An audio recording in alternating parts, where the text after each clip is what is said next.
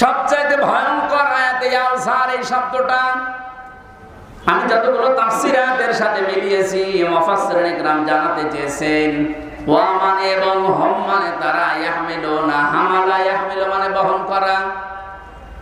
আল্লাহ এখানে জানাতে চেয়েছেন তারা বহন করছে এবং করবে। ঝার মানে বোঝা, আউসার এটা বহু বচন। ওই মানুষগুলো কিয়ামতের দিন বোঝা সমূহ আলা যুহুরিহিম তাদের পিঠের উপরে বহন করে নিতে থাকবে। আল্লাহ যদি ঝাড় দিতেন আমি আয়াতটা সত্যি পড়তাম না, কিন্তু ঝাড় দিয়েছেন এই জায়গায় আমাদের ঝামেলা।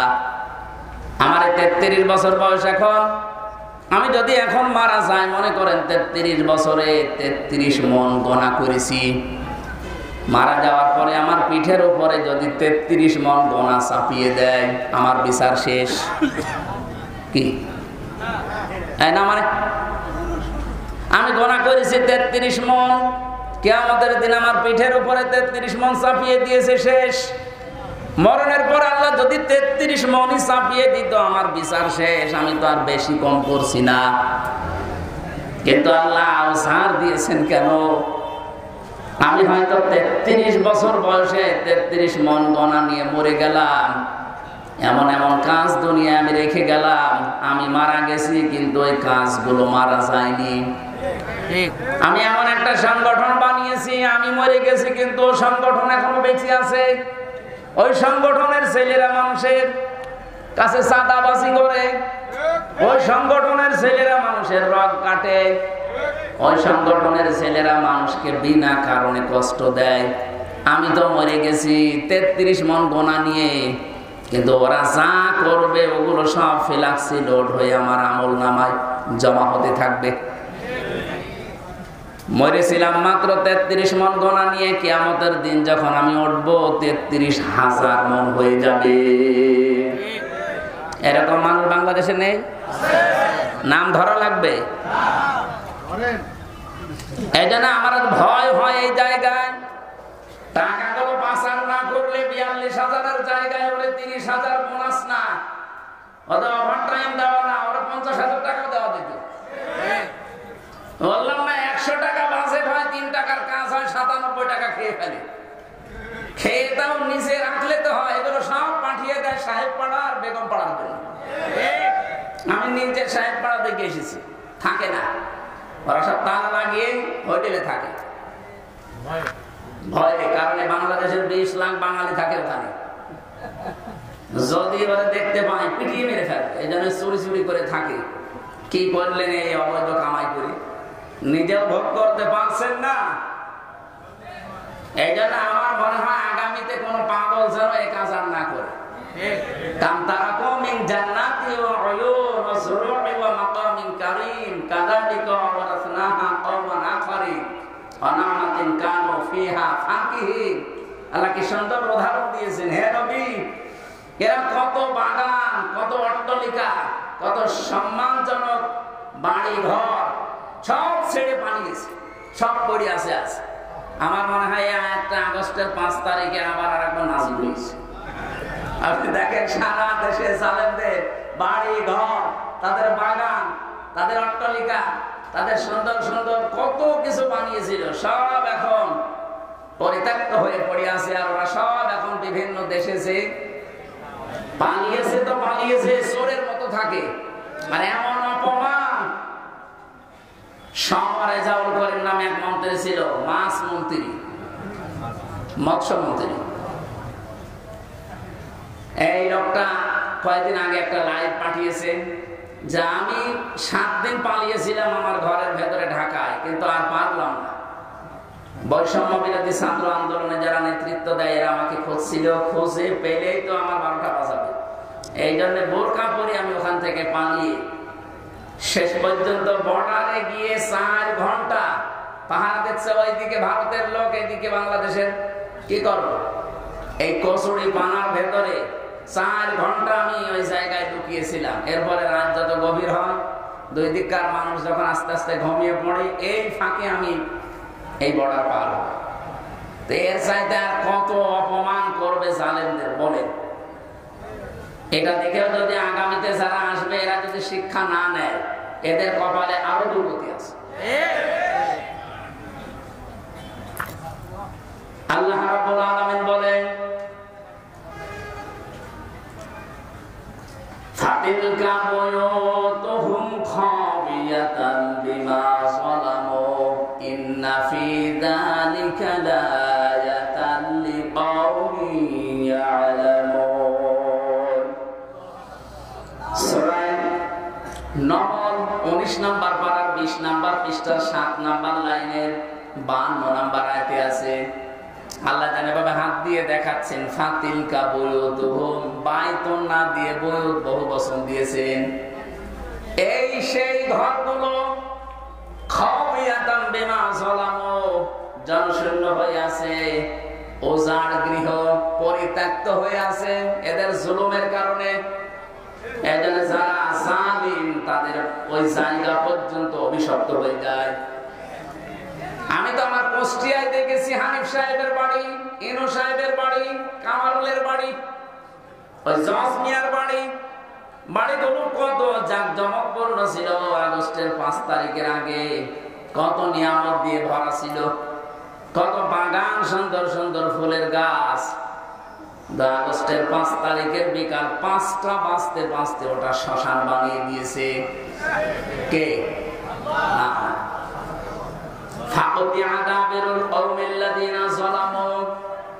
সূরা আনআম 7 নম্বর পারা 12 নম্বর পৃষ্ঠা 4 নম্বর লাইনের 45 নম্বর আয়াতের প্রথম অংশে আছে। আল্লাহ তাআলা বলেন জালেমদের শিকড় কাটা হয়ে গেছে। কেটেছে কে? হ্যাঁ, না না, আপনি আলে কত একটা বছর এর কর্তাকে ফাইলকে জানা নেই। জালেমদের শিকড় কাটা হয়ে গেছে, কিন্তু কেটেছে কে কেউ জানে না।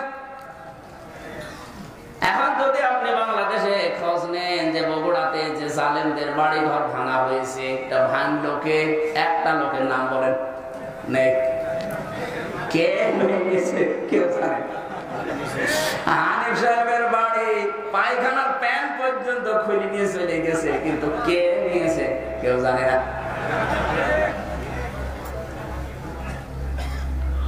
এ পর্যন্ত ছিল। আমি যদি এ পর্যন্ত আয়াত শেষ হয়ে যেত আমি আয়াতটা পড়তাম না। এর পরেরটা আমাদের জন্য ইন্না ফি যালিকা লাআয়াতান লিকাওমিন ইয়ালামুন। ইন্না মানে অবশ্যই, ফি মানে মধ্যে। আল্লাহ আয়াতুনের আগে আবার লামে তাকিদ দিয়েছেন। অবশ্যই এর ভেতরে শিক্ষা আছে যারা জ্ঞানী তাদের জন্য। কি শিক্ষা? জালেমদের যে শিকড় ছিল, আপনি আগস্টের 5 তারিখের দুপুর পর্যন্ত কেউ এই দেশে ভাবে না যে ও পড়ে যেতে পারে। কথা বলেন, কেউ চিন্তাও করে নাই কোনদিন। আল্লাহ পাক বলেন ওদেরকে শিকড়ের দিকে তাকান। ইউনিয়নের দারোয়ান থেকে সংসদ পর্যন্ত একেবারে থরে থরে জালেমদের সব স্তরগুলো সাজানো ছিল। একটা দুইটা না, কমপক্ষে এক একটা জায়গায় 3টার উপরে স্তর ছিল ওদের। আমি রিমান্ডে প্রায় 7 প্রকার গোয়েন্দা বিভাগের লোক পেয়েছিলাম। ওরা আমার জিজ্ঞাসাবাদ করতে আসতো। যত গোয়েন্দা বিভাগ আছে একটার পরে একটা আসে আর জিজ্ঞাসাবাদ করে রিমান্ডে। সবগুলো থরে থরে সাজানো ছাত্রলীগ দিয়ে। আমাকে ধরে নিয়ে এসেছে, উনিও ওখানকার, মামলার যে আয়ু সে ওখানকার, যে ম্যাজিস্ট্রেট আমার মামলায় রিমান্ড দেবে 10 দিন সে ওখানকার, যারা রিমান্ডে আমাকে কষ্ট দেবে তারাও ওখানকার। এই মামলা যেদিন তোলা হবে, যে পিপি আছেন সরকারি পিপি সে ওখানকার, এমনকি যে জজ রায় দেবে সে জজ ওখানকার। আমার কি আছে বলেন তো? আছে না? আমার শুধু একজন উকিল আছে, এরকম এক মুরব্বী উকিল, ওর কথা শুনলেও চলে না শুনলেও চলে। আমি থরে থরে দেখলাম প্রায় 7 থেকে 8 প্রকার পর্যন্ত জালেমদের স্তরগুলো সব সাজিয়েছে। ওরা শুধু এই মামলার বিষয় না, বাংলাদেশে যত দিক আর বিভাগ ছিল প্রত্যেকটা ওদের সাজানো, কিন্তু আল্লাহ পাক এমন ভাবে শিকড় কেটেছে, কে কেটেছে কেউ জানে না। এদের এত বড় শিকড় যদি কেটে ফেলা হয়, আগামীতে যারা চেয়ারে বসবেন তারা যদি এখনই যে আন্টি শান্তি শুরু করেছে, এইটাই যদি আপনার থাকে, আপনিও বিশ্বাস করতে পারেন 5 বছর পরে আপনার বাড়িও শ্মশান হয়ে যাবে। আশা করি কথা বুঝেছেন। এরপরও যদি না বোঝার ভান করে থাকে, আমার ওয়াজে হবে না। এক লোক শ্বশুর বাড়ি যাওয়ার সময় দেখে যে রাস্তার পাশে একটা গন্ডা কাপড় কত দিয়েছে, না হাসে না। 3 দিন পরে শ্বশুর বাড়ি থাকার পরে যখন ফিরে আসতেছেন, দেখে গন্ডার হাসতেছে। বলছে, গন্ডা তোমার 3 দিন আগে কাপড় কত দিলাম, তখন তো হাসলে না, এখন হাসতেছে। গন্ডার বলছে, বন্ধু 3 দিন সময় লেগেছে চামড়া ভেদ করে কাপড় কত লাগতে। গন্ডারের তো তাও 3 দিন পরে কাপড় কত লাগে, আমাদের 54 বছরও লাগে না। এই লোকটা 54 বছর চিল্লিয়ে বেড়াচ্ছে, এই লোকটা 54 বছর চিল্লাচ্ছে, কাপড় কত দিচ্ছে কত কায়দায়। কথা বলে না কেন? কথা বলছে। আমরা গন্ডারে চাই দেও, এই জন্য গন্ডার মার্কা হলে হবে, শিক্ষা নেওয়া লাগবে এখান থেকে। ইবাদতের পরিবেশ এখন আসে না, শুধু নামাজের ফরজ 13টা 14টা ওয়াজিব মেনে নামাজ পড়লেন ফরজ মনে করি। আরে ভাই, নামাজ যেমন ফরজ, পর্দা করা কি? পর্দা করার মতো পরিবেশ বাংলাদেশে 100 ভাগ জায়গায় আছে। কত জায়গায় পর্দাশীল মেয়ে লোকেরা লাঞ্ছিত, অপমানিত হয়।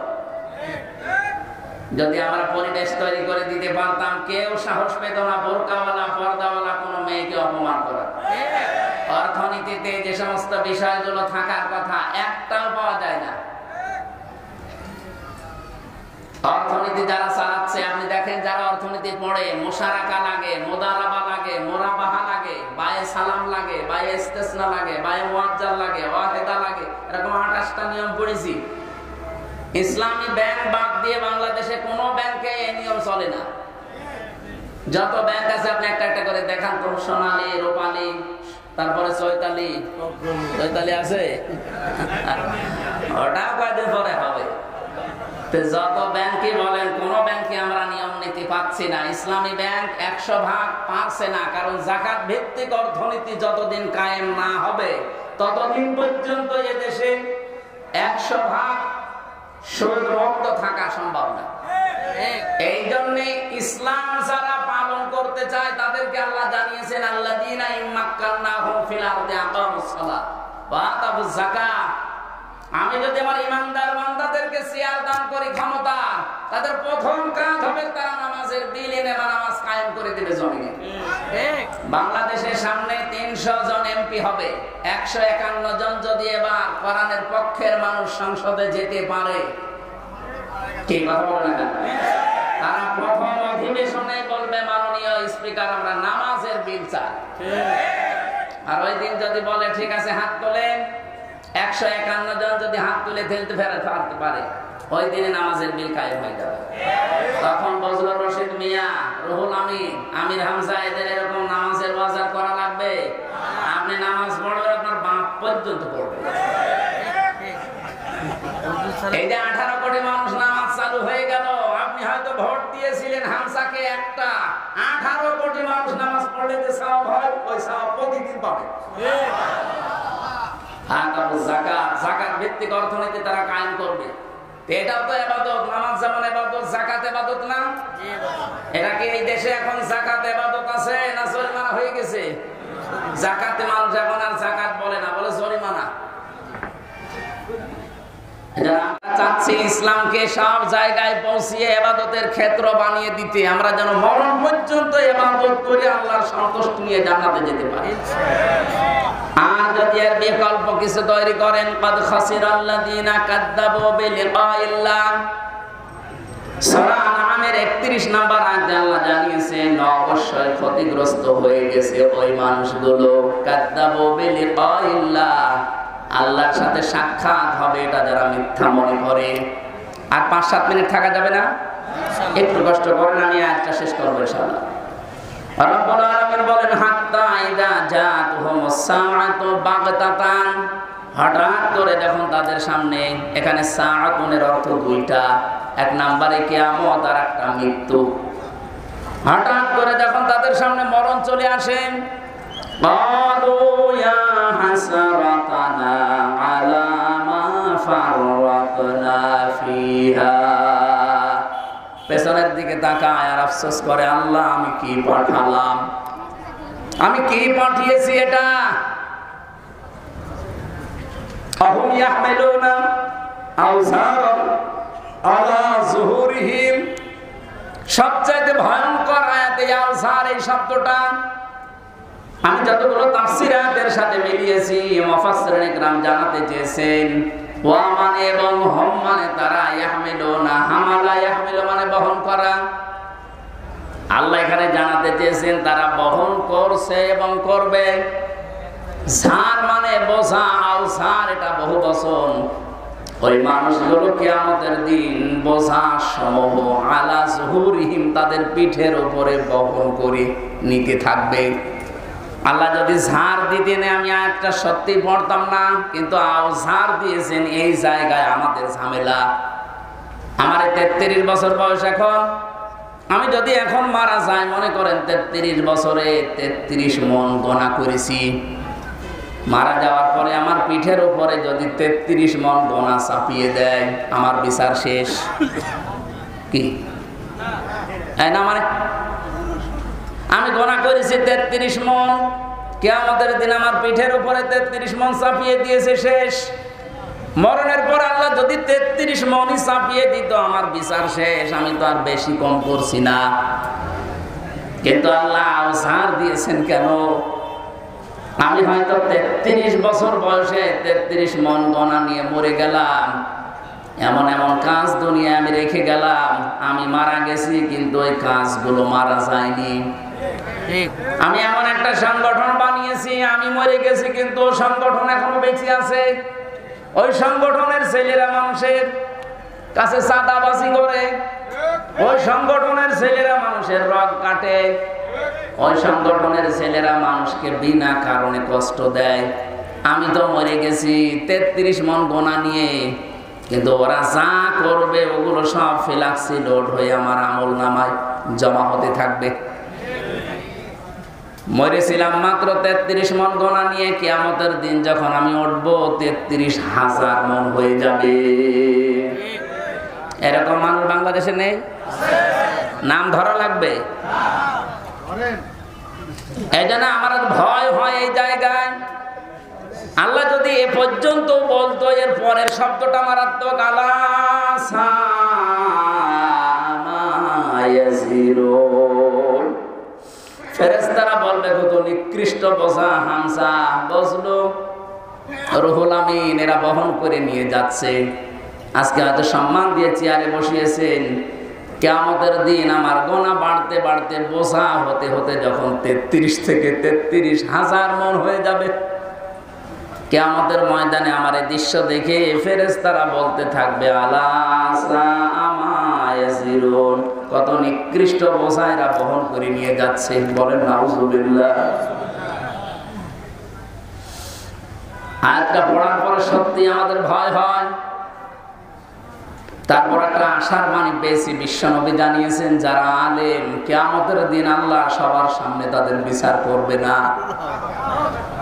ময়দানে মাহশারে কঠিন অবস্থায় আল্লাহ পাক নিজে কুদরতে একটা চাদর দিয়ে মানুষটাকে ঢেকে নেবে, আড়াল করে নিয়ে জিজ্ঞাসা করবে, বসলো এই কাজগুলো করেছিলি? আল্লাহ যেহেতু সব জানে, মাথা নিচু করে জবাব দেওয়া লাগবে, আল্লাহ আমি করেছি, আমারে মাফ করে দেন। তার চোখের দিকে কাকতি মিনতির দিকে তাকিয়ে শেষ পর্যন্ত আল্লাহ বলবে, গোপনে মাফ করে দিলাম, কাউকে বলবি না, জান্নাতে চলে যা। এইটা চাচ্ছি আমরা। তাছাড়া আল্লাহ যদি হিসাব নেওয়া শুরু করে, এখানে যত ভালো ভালো মানুষই আমরা বসে আছি, কেউ পার পাওয়া সম্ভব না। কিয়ামতের দিনে যে হাদিসটার যে ব্যাখ্যা বলেছি, কিয়ামতে যেন আল্লাহ আমাদের সাথে এই আচরণটা করেন, বলেন আমিন। দুনিয়াতে এমনও মানুষ আছে শুধু গোনায়ে জারিয়া বলি আমরা, সাদগায়ে জারিয়া, গোনায়ে জারিয়া আছে। আপনি এমন এমন কাজ করে গেলেন, মরে গেছেন, কিন্তু কাজ জারি থাকবে। এমন এমন ভালো কাজে আঞ্জাম দেওয়া দরকার। মাওলানা যুক্তিবাদী আজকে যে মাদ্রাসাটা বানিয়েছে, কিয়ামত পর্যন্ত যেটা টিকে থাকে, 4 জন হাফেজ হয়েছে, এরা আরো 4 জনকে বানাবে, এরা আরো 4 জনকে বানাবে। এলেম এভাবে ছড়াতে ছড়াতে কিয়ামত পর্যন্ত চলে যাবে। মনে হয়তো আর 20-30 বছর পরে মরে যাবে, কিন্তু কিয়ামত পর্যন্ত কবরের ভেতরে আমার আল্লাহ সব পাঠাতেই থাকবেন। মনে হয়তো এই গোলাম রাব্বানির বয়স খুব বেশি হলো না, 40 বছর হবে। এই 40 বছরে 40 মণ নেকি নিয়ে উনি মারা গিয়েছে। কিয়ামতে যখন উঠবে আমল নামায় দেখবে 40,000 মণ নেকি আল্লাহ দিয়ে দিয়েছে। ইকবালুল সাহিবুল কোরআন, সাহেবে কোরআনকে কিয়ামতের দিন আল্লাহ তাআলা বলবেন, পড়ো, ইকরা ওয়ারতাকি ওয়ারাত্তিল। শুধু পড়ো বলে শেষ করেননি, নবীজি বলেন যে বলবে পড়ো আর উপরে ওঠো। ওয়ারতাকি ওয়ারাত্তিল, উপরে উঠতে থাকো তার তিলের সাথে পড়তে পড়তে। তার তিলের সাথে পড়া বলতে আমি এখানে 4টা বিষয় পেয়েছি। কোরআন শরীফের ভেতরে আপনি 3টা শব্দ পাবেন কোরআন পড়ার ব্যাপারে, কারা আর রাতালা আর তালাওয়া। এখানে রত্তিল শব্দটা আছে। কেউ যদি সত্যি রত্তিলের সাথে পড়তে পড়তে উপরে উঠতে চায়, দুনিয়া থেকে 4টা বিষয় তারে মানা লাগবে। 1 নম্বরে তাকে শুদ্ধ করে পড়তে হবে তার তিলের সাথে। 2 নম্বরে ওটা বুঝতে হবে। 3 নম্বরে ওই বোঝা বিষয়ের উপরে নিজের জীবনে কাজ করা লাগবে। 4 নম্বরে ওটা যেন মানুষ মানতে পারে সেই পরিবেশ তৈরি করে দেওয়া লাগবে। আমরা যেহেতু ইবাদতের ক্ষেত্র তৈরি করতে চাই বাংলাদেশে, আর এটা সবচাইতে বেশি এগিয়ে আছে বাংলাদেশ জামাত ইসলামী, ইসলামী ছাত্র শিবির, ইসলামী ছাত্রী সংস্থা এবং অন্যান্য ইসলামী দল যতগুলো আছে, তারা চেষ্টা চালাচ্ছে এই দেশে যেন আমরা পুরা ইসলাম মানে ইবাদত যেন আমরা আল্লাহর মরণ পর্যন্ত করতে পারি, সেই পরিবেশ আমরা তৈরি করতে চাই ইনশাআল্লাহ। এই 54 বছর আমাদের কাঁধের উপরে পাড়া দিয়ে অনেকে অনেক কাজ করেছে, এবার কিন্তু সবাই বুঝে ফেলেছে। সরমনায়ের পীর মাওলানা মামুনুল হক এবং অন্যান্য ইসলামী যতগুলো দল বড় বড় আছে, জামাত ইসলামী বাংলাদেশের আমিরে জামাত, সবাই বলছে এবার আর কাউকে আমরা সুযোগ দিতে চাই না, ইসলামের বাক্স হবে এবার একটা। জোয়ার যেভাবে এসেছে আশা করছি ইবাদতের ক্ষেত্র সারা বাংলাদেশের রান্নাঘর থেকে আন্তর্জাতিক জীবন পর্যন্ত তৈরি হয়ে যাবে ইনশাআল্লাহ। কামা কুনতা তুরাত্তিলু ফিদ দুনিয়া, যেভাবে পড়তে দুনিয়ায় ওইভাবে পড়ো। ফাইন্না মানসিলাকা ইনদা আখিরি আয়াতিন তাকরাউহা, পড়তে পড়তে যে পর্যন্ত যেতে পারবা ওই পর্যন্ত যে তোমার মনজিলে মাকসুদ হবে। এজন্য দুনিয়াতে কোরআনের সাথে সম্পর্ক রেখে কিয়ামতের দিন আল্লাহ যদি আমাদের পড়তে বলে, পড়তে পড়তে যেন আরশ পর্যন্ত চলে যেতে পারি ইনশাআল্লাহ। আজকের মাদ্রাসা উদ্যোগে যে অনুষ্ঠান সাজিয়েছেন, এই মাদ্রাসা কিয়ামত পর্যন্ত আল্লাহ কায়েম করে রাখেন। যারা ছেলে মেয়েদেরকে এখানে দিয়েছে আপনারা সৌভাগ্যশালী, সৌভাগ্যবান। এই মানুষগুলো অনেকে হয়তো স্কুলে কলেজে বিভিন্ন কিন্ডারগার্টেনে দিতে পারতেন না, মাদ্রাসায় দিয়েছেন। ইলম শিক্ষা করার পর যদি মনে করেন এই ছেলে দিয়ে কি হবে কি হবে, আপনি চোখ বন্ধ হওয়ার পরে টের পাবেন ওর কপালে যা আছে অত পর্যন্ত যাবে। আল্লাহ রাব্বুল আলামিন এর মাধ্যমে কিয়ামতে আপনার মাথায় নূরের টুপি আল্লাহ যেন পরিয়ে দেন, বলেন আমিন। আমরা আজকে আর কথা বলছি না, 12টা বাজে, আগামীতে আবার আসলে কথা বলবো ইনশাআল্লাহ। সম্মানিত সভাপতির অনুমতি নিচ্ছি, চাচা মোনাজাত করে দেন। এই বৃষ্টি নামে যাচ্ছে তো একটু ভাই একটু দোয়া করে দেন, কষ্ট করে শুনলেন। বৃষ্টি কি আরম্ভ হয়ে গেছে? জনাব অধ্যাপক মাকসুদুল আলম আমাদের সম্মানিত বিশেষ অতিথি, ওনাকে ক্রেস দিয়ে বরণ করছেন আমাদের বাংলাদেশের হুজুর। সম্মানিত স্যার, উনি এসেছেন অনেক কষ্ট করে, সরকারি অধ্যাপক, অর্থনীতি বিভাগ, সরকারি শাসক দান দান করে সকলে বলুন আমি। এখন দোয়া হবে, সকলে প্রাণ করে দোয়া করবেন। আর বিশেষ করে আমাদের মুরব্বী শেষ পর্যন্ত থাকলেন মুফতি মাওলানা বজলুর রশিদ মিয়া যত পান করে সবাই দোয়া করেন। এখন আমাদের ভাই দোয়া করছেন মুফতি আমির হামজা ভাই, সকলে একটু মেহেরবানি করে। আপনাদের বগুড়াতে উনি চাকরি করেন সরকারি কলেজে, আমাদের খুলনা বিভাগের সন্তান, যশোরে বাড়ি। আল্লাহ স্যারকে কবুল করে। আল্লাহুম্মা আমিন। লা ইলাহা ইল্লা আনতা সুবহানাক ইন্নী কুনতু মিনাজ জালিমিন। আল্লাহুম্মা ইগফিরলি ওয়ারহামনি ওয়াহদিনি ওয়াফিনি ওয়ারযুকনি ইয়া রাব্বাল আলামিন। আল্লাহ তাআলা বগুড়া শহরের পাশে কোরআনে কারীমের অনুষ্ঠানে বসে দীর্ঘক্ষণ তোমার কোরআন থেকে কিছু কথা শুনেছি, নবীর হাদিস থেকে, এগুলো জীবনে আমল করার তৌফিক দাও।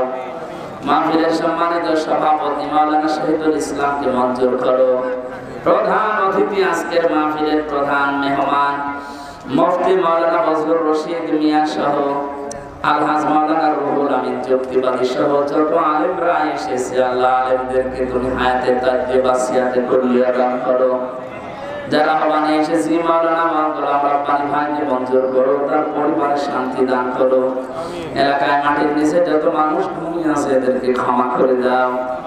সম্মানিত মা বোনদের জন্য আলাদা করে কিছু বলতে পারলাম না, তাদেরকে তুমি খাদিজাতুল কুবরার মতো বানিয়ে দাও। যারা কোরআনের হাফেজ হয়েছে আল্লাহ তাদের সিনাকে আরো প্রশস্ত করে দাও। এই মাদ্রাসার যত প্রয়োজন আছে এলাকার মানুষের দিল মন শুকিয়ে দাও। রব্বুল আলামিন, বারবার কথা বলি, এদেশে চর্ম চোখে যেন দেখতে পারি তোমার কালাম দিয়ে চলছে। বারাকাল্লাহু লানা ওয়া লাকুম ফিল কোরআনিল আযীম। আলহামদুলিল্লাহি রাব্বিল আলামিন। লা ইলাহা ইল্লাল্লাহু মুহাম্মাদুর রাসূলুল্লাহ। আসসালামু আলাইকুম।